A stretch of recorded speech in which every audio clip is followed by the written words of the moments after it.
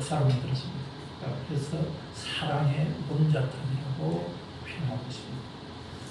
우리도 그렇게는 못되더라도 손영원 목사님을 본받아가려고 노력하는 우리가 되어야 될 줄 믿습니다.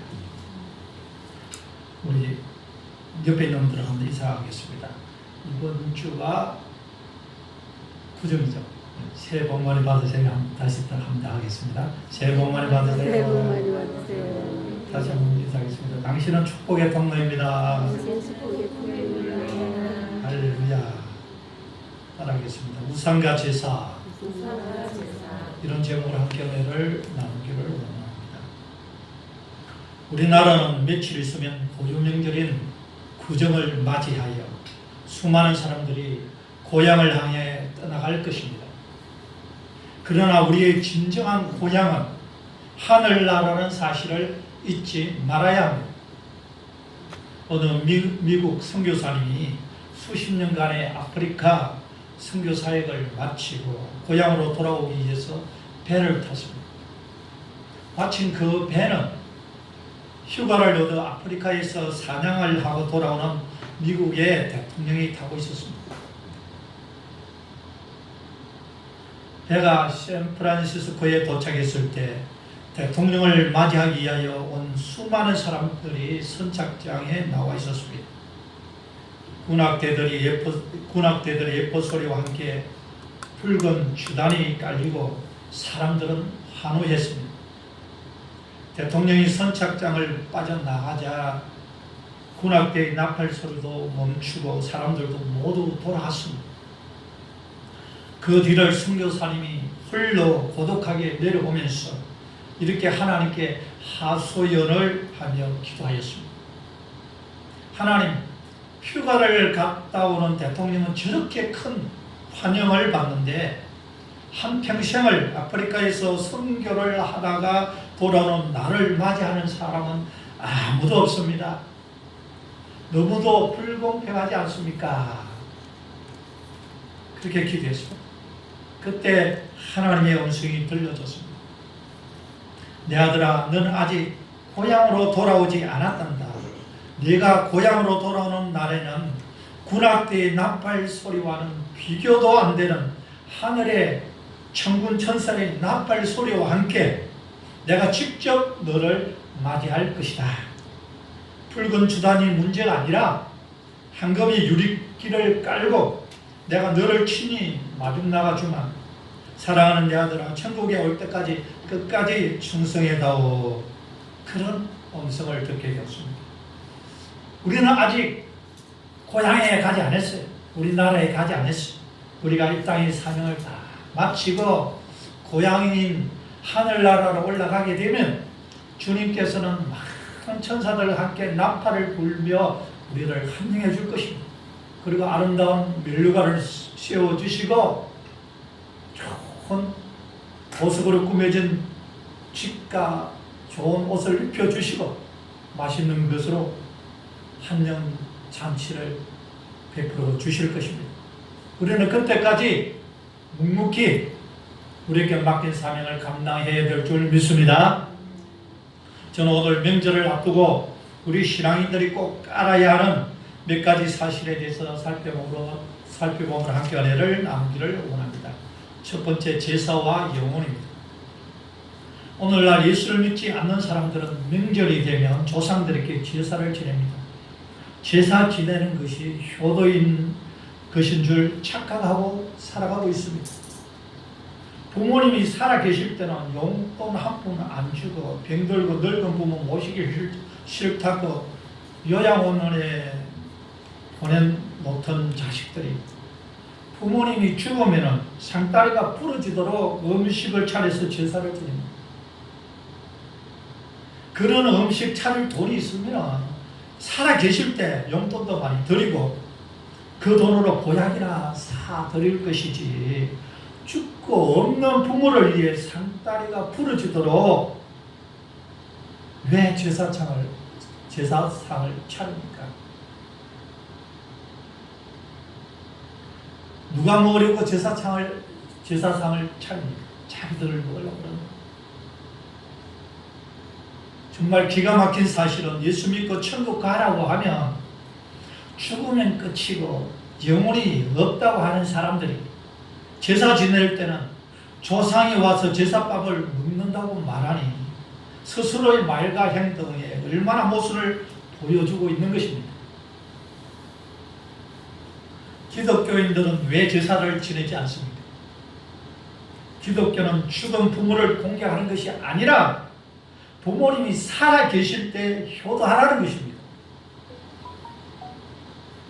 부모님이 살아 계실 때 공경하고 용돈도 많이 드리고 마음을 편하게 해 주라는 것입니다. 죽고 이 땅에 존재하지도 않는 사람을 위기에 상다리가 부러지도록 제사장을 차린들 무슨 소용이 있겠습니까? 우리는 부모님이 살아 계실 때 잘해야 합니다. 그것이 10계명 중 5계명의 내용이며 축복이 약속된 하나님의 말씀입니다. 에베소서 6장 2절과 3절 같이 읽겠습니다. 내 아버지와 어머니를 공경하라. 이것이 약속이 있는 첫 계명이니 이로써 내가 잘되고 땅에서 장수하리라. 제가 여의도 순복음교회에서 사역할 때 잠시 장례 담당 목사로 의뢰부에서 사역을 했었습니다. 그때 느낀 점이 많았습니다. 장례식에서 가장 슬프는 사람이 누구일까요? 효도 많이 한 사람일까요? 아닙니다. 오히려 가장 불효한 사람이 돌아가신 분한테 미안하니까 통곡하고 우는 것을 많이 보았습니다. 살아있을 때는 용돈 한 푼 안 주던 자식이 부모님 돌아가시면 큰 비석을 세우고 비싼 관을 맞추고 장례식을 화려하게 하는 것을 볼 수 있습니다. 기독교는 죽은 조상을 위해서 제사 드리는 것이 아니라 살아있는 부모님을 공경하라는 것이 기독교의 핵심 정신입니다. 그리고 기독교에서 드리는 추도 예배는 부모님이 베푸신恩덕을 깊이 생각하며 부모님이 하신 일들과 좋은 말씀들을 다시 가슴에 되새기는 기회로 삼고자 드리는 것입니다. 우리 인간의 몸은 어떻게 구성되어 있을까요? 우리 인간은 영과 혼과 육으로 구성되어 있습니다. 영이라는 말은 영원히 죽지 않는 신적인 존재라는 뜻입니다. 영원히 죽지 않는 존재가 세 존재가 있습니다. 하나님과 천사와 사람입니다. 새와 짐승은 혼과 육으로만 구성되어 있습니다. 죽으면 흙으로 돌아간다고 성경이 말씀하고 있습니다. 육은 죽으면 흙으로 돌아가고 혼과 혼은 영과 결합되어서 천국과 지옥 두 길 중 한 길로 가게 됩니다. 영과 결합된 혼을 우리는 영혼이라고 부르는 것입니다. 제가 아는 어떤 분이 자기 마을에 있었던 이야기를 해준 걸 재밌게 들은 적이 있습니다. 그 마을에 썩보 할머니라는 할머니 한 분 계셨어요. 이분이 병으로 돌아가셨는데 자기가 깨어나 보니까 이미 간이 땅에 묻혀서 나올 수가 없어. 그래서 이 영혼이 돌아다니다 보니까 나무에 목매어 자살한 사람의 시체가 매달립니다. 그래서 그 속에 들어가서 다시 살았는데 자살한 사람이 며칠 안 되었는지 얼굴만 이렇게 조금 썩고 나머지는 괜찮은 거예요. 근데 이 사람이 살아나가지고 어디로 갔느냐? 이 몸에 가정집이 아니라 영혼이 있는 집, 아랫마을과 윗마을인데 자기 정신은 자기 집을 찾아가는 거예요. 몸은 다른 사람입니다. 가서 자기가 누구를 하니까 동네가 발칵 뒤집힙니다. 그리고 입마을에 올라가서 입마을에 사람의 시체이기 때문에 그 갔더니 그 집에도 발칵 뒤집었어. 도대체 이거 어떻게 해? 영혼은 아랫마을 사람고 몸은 입마을 사람 것이 됐는데 이걸 어떻게 해야 되느냐. 그래서 재판을 걸었어. 어떻게 해야 되는지.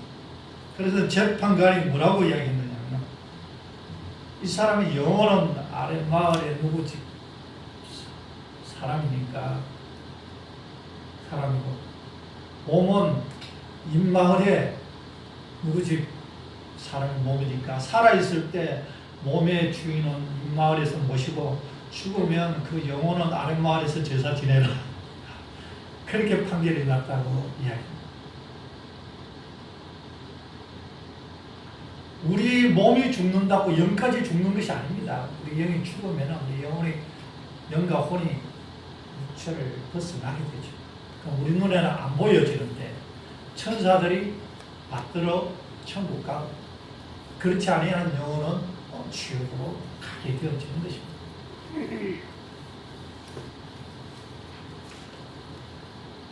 여러분, 영혼이 나일까요? 아니면 육신의 몸이 나일까요?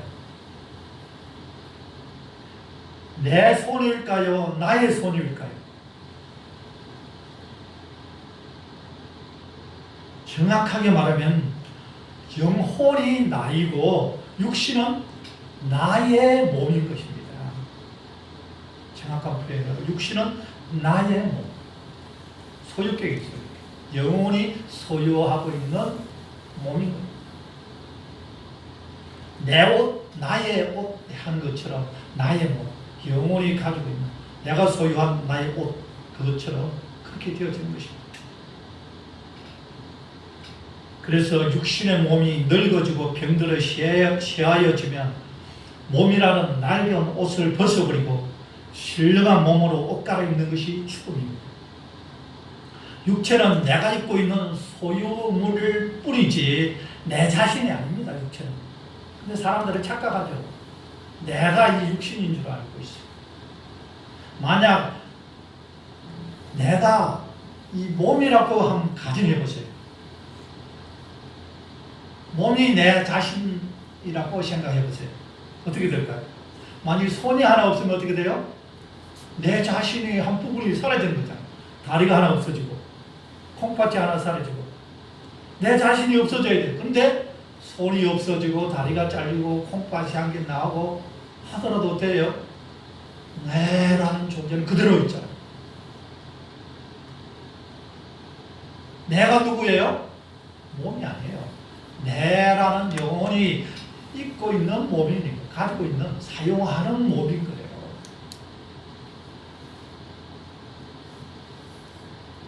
몸에 두 다리가 없고 두 손이 없고 콩팥이 없으면 많이 불편할 뿐이지 내 자신이 없어지는 것이 아닙니다. 즉 육신은 내가 아니고 내 영혼이 내라는 것입니다. 명절이면 믿지 않는 사람들은 조상들에게 제사를 드립니다. 왜 제사를 지낼까요? 조상이 죽어 없어지지 않고 그 영혼이 찾아온다고 믿기 때문입니다. 또 조상을 잘 숨겨야 조상이 자손에게 복을 준다고 생각하기 때문입니다. 짐승은 제사를 지내지 않습니다. 짐승은 영혼이 없기 때문입니다. 그래서 짐승은 기도하지 않아요. 하나님을 찾지도 않습니다. 제사는 영혼이 사는 인간의 영성을 대변해 주는 말입니다. 저는 돼지 대가리 앞에 놓고 절을 하며 고사 지내는 사람을 보면 이해가 안 됩니다. 돼지가 자기 자신도 구하지 못해서 목이 잘려 상위에 올라가 있는데 그런 짐승인 돼지 앞에서 제사를 지내며 복을 달라고 하니 이 얼마나 한심한 짓입니까? 자기 스스로 나는 돼지보다도 못한 존재입니다. 그렇게 시인하는 결과밖에 되지 않지 않습니까? 복을 달라고 비는 것은 낮은 자가 높은 자에게 복을 비는 것입니다. 그러니 돼지 앞에 복을 달라고 피는 인간은 스스로 돼지보다 못한 인간이라고 시인하는 것이나 다름없는 것입니다. 제사와 우상 하나님 기뻐하지 않습니다. 오늘 본문에서도 하나님께서 우상에 제사하는 것을 내가 기뻐하지 아니하노라라고 말씀하지 않습니다. 두 번째, 귀신과 정 무당에 대해서 살펴보도록 하겠습니다. 다음에 사람들이 무당집에 점을 보러 가서 자기의 가거를 잘 알아맞추면 용한 무당이라고 감탄합니다. 그런 것에 속아 패가 망신한 사람들도 많습니다. 용한 무당은 가거를 다 알아맞출 수 있습니다. 왜냐하면 정치로 간 사람을 따라서 하는 귀신이 있어요. 에베소서 우리 6장에 보면 그런 말씀 있잖아요. 정사와 건세와 세상 의도에 속한 악한 영들이라고 표현하고 있지 않습니까? 사단이 사단을 쫓아내면 사단의 나라가 어떻게 쓰겠습니까? 사단은 나라로 정보를 가지고 있어요.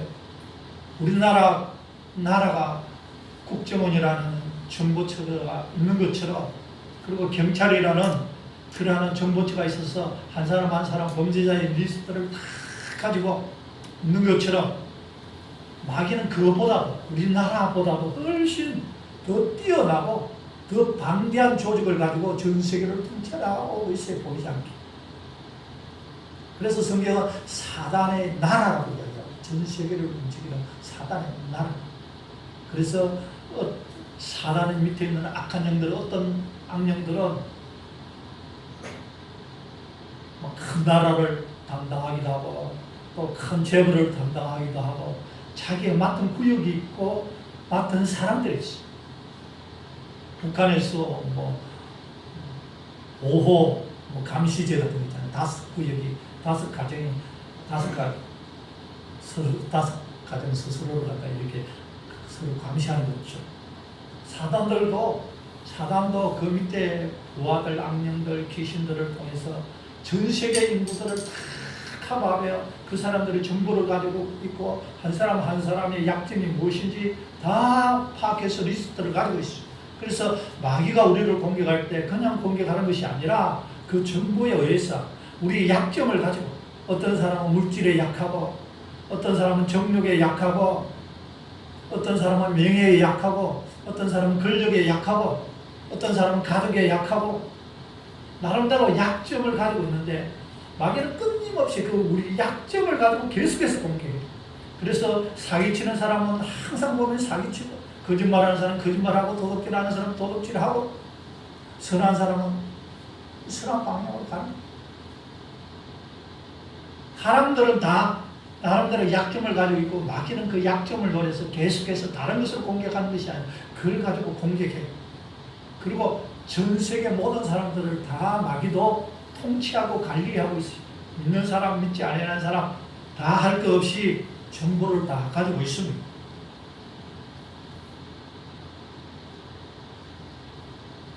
그래서 어떤 사람이 어떻게 뭐 한다, 어떤 사람이 용한 무당에게 가서 점을 치러 가면 그 사람을 담당하는 귀신들이 따라다니면서 무당에게 이 사람이 어떤 사람인지 다 이야기를 해주고, 귀신을 보고 다니잖아요. 그러니까 가거는 100%다 알아맞힐 수 있습니다. 그래서 무당이 자기가 데리고 있는 귀신에게 그 사람이 따라다니는 통치하는 귀신들이 정보를 줘요. 그럼 가거는 100% 알아맞힐 수도 있어요. 그럼 사람들은 그게 놀래가지고 야, 용하다 그렇게 생각합니다. 제가 아는 한 사람이 있는데, 그분은 어릴 때 어머니가 무당인 집에 찾아가서 시험을 받고, 그런데 그 무당은 애기 귀신을 데리고 있는 무당인데,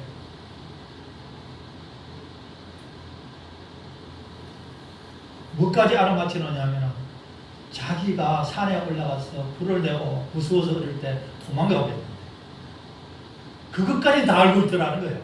아무한테도 이야기 안 했대. 가족한테도 이야기 안 했대. 근데 무당한테 어머니가 가가지고 갔는데 그걸 이야기하고, 그리고 애기 귀신한테 그래도 잘 못 믿으니까 너 가서 그 아이가 뭐 하고 있는지 지금 갔다 와라 그러니까, 그리고 얼마 지나고 나서 그 애기 귀신이 몸을 이렇게 흉흉하리고 표현하니까 고개를 끄덕이더니 지금 비닐하우스 같은 데서 지금 얼굴이 좀 까무잡잡한 그런 4살 정도 되는 아이가 지금 아버지하고 같이 일을 하고 있다. 그리고 집에 와서 확인해 보니까 그것까지 다 알아맞히더라고요. 이렇게 귀신은 귀신같이 알아맞힐 수 있어요. 왜? 귀신이 가르쳐 주니까. 그러나 아무리 용왕무당이라고 해도 미래는 알아맞힐 수가 없어요. 가만 알아맞혀 뭐 할 겁니까? 무당이 미래까지 알 거면 자기 집에 왜 도둑 맞아요? 무당도 도둑 맞고 다. 무당도 사고 나고 교통사고 나고 온갖 병 걸리고 다. 과거는 귀신이 가르쳐 주니까 다 하는데 미래는 알 수가 없어요. 그래서 미래는 다 틀려요. 아무리 용한 무당이라 할지라도 15%만 미래의 것을 맞추면 전국에 소문난 용한 무당으로 알려진다고 합니다. 그럼 무당은 2종류가 있어요. 2종류. 학습무와 강신무가 있습니다. 우리가 이런 지식을 알고 있어야 적을 알고 나를 알아야 백전백승한다고 알고 있어야죠. 드라마에까지 무당한테 가가지고 하는 그 내용도 나오잖아요. 전도고 그래서 알아맞히면 영화도 하고 그게 빠져들어가고 뭐가 어떻게 되는가 알아야 데뷔도 하고 알아야 거기에 대해서 하나님 말씀도 줄 수도 있고 다음은 다를 수 있는 것이고, 무당은 학습무와 강신무가 있는데 학습무는 말 그대로 공부해가지고 학문을 가지고 점을 치는 겁니다. 근데 강신무도 학습무처럼 같이 겸해가지고 보통 많이 하고 있어요. 어떻게 하냐, 예를 들면 물에 나가고 뭐 배 타는 사람 이런 사람들은 물 조심하라고 해요. 당연한 거 아니에요. 산에 가는 사람은 산 조심하라고, 사업을 하는 사람들은 사람을 조심하라고. 사업하는 사람은 사람을 대상하겠지. 당연한 거 아니겠습니까? 젊은 여성들에게는 남자 조심하라. 어떤 남자를 만날지. 차를 운전하는 사람은 차 조심하라. 뒷산이 있고 동쪽에 말 입구가 있으면 기인이 동쪽에서 온다. 올 길은 동쪽밖에 없는데. 그렇지 않으면 한국 지도를 보면 우리가 알 수 있듯이 지금 한국 지도에서 서울이 북쪽 끝이잖아요. 그러면 기인이 남쪽에서 올 것이다. 대한민국에서 올 사람들은 남쪽에서밖에 올 사람 없어요. 서울에서. 부산 사람들한테는 우리가 기인이 북쪽에서 올 것이다. 남쪽 끝에 있는데 뭐. 당연히 북쪽에서 오겠죠. 학문을 가지고 이야기를 하는 거예요. 이게 학습무예요.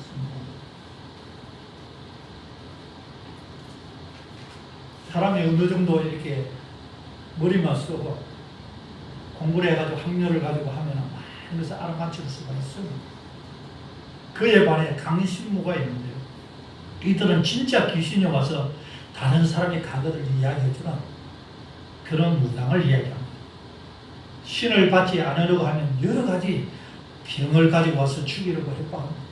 그래서 많은 무당들이 나중에 예수 믿었는데 그 사람들의 감정을 들어보면 신을 안 받으면 여러 가지 병을 가지고 때리고 죽여요.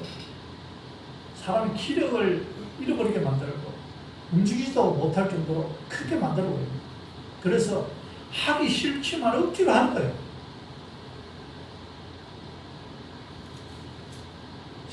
제가 부산에 있을 때 밤마다 산기도를 다녔어요.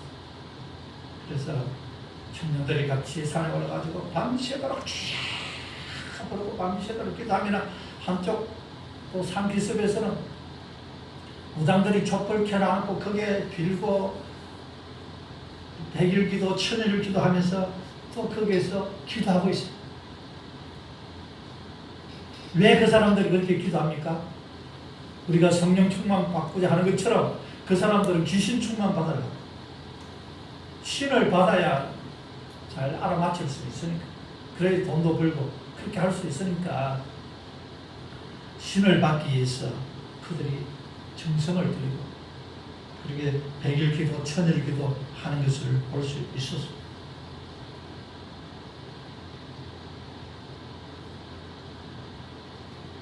귀신은 귀신같이 예수 믿는 사람들을 압니다. 제가 성동성길에 있을 때 총무교사님 그런 간증을 하더라고요. 자기가 초신자 때 점을 보러 무당집에 갔더니 대뜸 들어가자마자 무당이 하는 거예요. 예수 믿는 사람이 여기 왜 왔냐? 아니 자기 들어가자마자 예수 믿는 사람이 여기 왜 왔느냐고 호통을 치더라고요. 그래서 나왔다는 얘기 들었어요. 귀신은 귀신같이 알아요. 어떤 예수 잘 믿는 성도가 마을에서 구다는 모습을 구경하기 위해서 갔습니다. 근데 그것이 너무 보기 안 좋아서 속으로 작은 소리로 그냥 방언기도를 하고 예수 이름으로 귀신은 나를 치어다 외쳤더니 갑자기 막 깽가리를 치면서 굿을 하던 무당이 굿을 탁 중단하더니 돌아보면서 여기 예수 믿는 사람이 어디로 왜 왔느냐고. 예수 믿는 사람이 와서 지금 신이 내리다가 가버렸다. 예수 믿는 사람 기도하니까 귀신이 임하다가 그냥 가는 거예요. 무서워서. 그리고 정확하게 예수 믿는 사람을 찾아내서 당신 가라. 당신 때문에 그 정도. 그걸 쫓아나가더라는 거죠. 저도 부산에 있을 때 비슷한 일이 있었어요. 제가 부산 출에 있을 때 단독주택 2층에서 제가 자취하고 있었는데 창문만 열면 옆에 길이 얼마 멀지도 않아요. 한 5m? 뭐 얼마 되지도 않는데 앞집에 2층 집에 할머니 한 분이 무당입니다. 어느 날 대나무를 갖다가 씌워놓고 그게 뭐 울긋불긋 뭐 천들을 갖다가 매달아 놔놓고 구슬을 하고 그러더라고. 어느 날 할머니 무당이 그 집에 들어왔어요. 내 앞집이 내가 창문 열면 바로 앞이니까 거리가 얼마 되지도 않아. 여기서 우리 장근사님 거리밖에 안 돼. 그래서 창문을 열고 예수 이름으로 그런 귀신아 떠나가시오. 막 외치고 기도했는데 한 6개월도 안 됐어요. 어느 날 찬송 소리가 들리는 거예요. 웬 찬송 소리지? 창문을 열고 봤더니 목사님하고 성도들이 그 무당집에서 우르르 예배를 들고 나오는데 그 다음부터 대나무가 다 사라져버려. 귀신이 예수 믿는 사람이 기도하면 가까이 올 수가 없어요. 결국 제가 그분하고 이야기 한마디 안 해봤지만 앞에 나와놓고 기도만 하더라고 귀신이 떠나가더라고.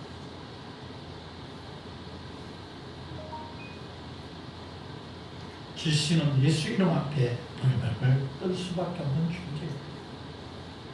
하나님 우리 믿는 자들이 우상을 숭배하고 귀신에게 제사하는 것을 싫어합니다. 우리는 우주 만물을 창조하신 한 분 하나님을 위해서만 예배해야 합니다. 하나님은 우리가 귀신과 교제하는 것을 원치 않습니다. 이번 구정 명절도 헛된 우상을 숭배하지 않도록 모든 가족 친척들을 구원하는 구원의 귀한 날들이 되어지기를 축원합니다. 할렐루야. 다 같이 기도할 때 오늘은 특별히 성찬주일입니다.